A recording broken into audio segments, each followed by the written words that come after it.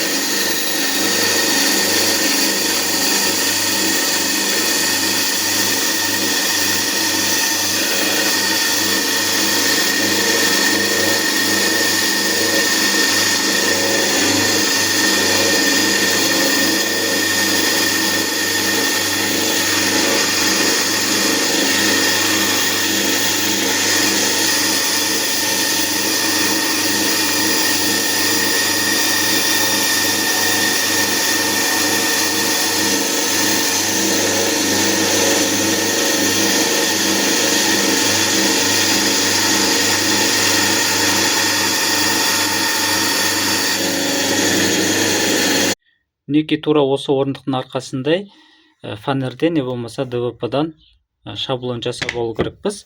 Ағашты кесіп қойдым, шет жақтарынан 2 мм-дей запас бердім. Енді осы шаблонды ағаштың үстіне қойып, копировальный фрезермен жүретін боламыз.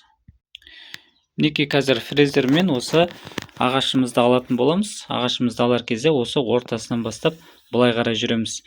Мына жағын керісінше айландырып, шаблонымыздың орнын ауыстырып жүретін боламыз. Себебі қарама қарсы бағытта жүретін болсақ ағашқа, онда мына жерлерді ұшырып кетуі мүмкін. Сондықтан қарама қарсы бағытта емес, тура бағытта жүру керекпіз. Енді осылай екі жақтан струбциямен қысып қойдым. Өстіп ақырындап жүріп отырып, струбцияның орындарын ауыстырып жүретін боламыз.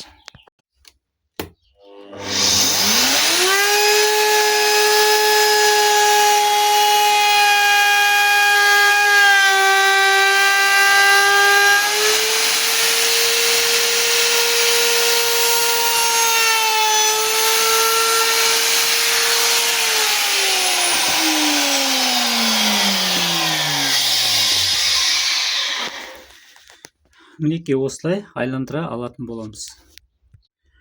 Мінекей ағашымыз болды. Енді осындай ойық жасау керекпіз.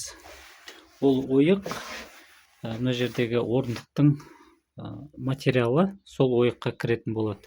Мінекей мына жердегі ойық сияқты. Енді осы ойықты ою үшін жаңағы шаблоннан астыңғы жағын сызып қойдым. Тура осы ойықпен сәйкестендіріп, енді осы ойықты қайтадан алып, жаңадан шаблон жасайтын боламыз. Мінекей пазды алып болдым. Пазды үстіңгі жағында подшипнигі бар, фрезамен алдым. Яғни настройканы қалай жасадым? Настройканы мінекей подшипнигіміз шаблонға тиіп тұр. Ал енді фрезамыз осы ойықты алатындай қылып расчет жасадым. Арасына осындай фанерден қойып жібердім.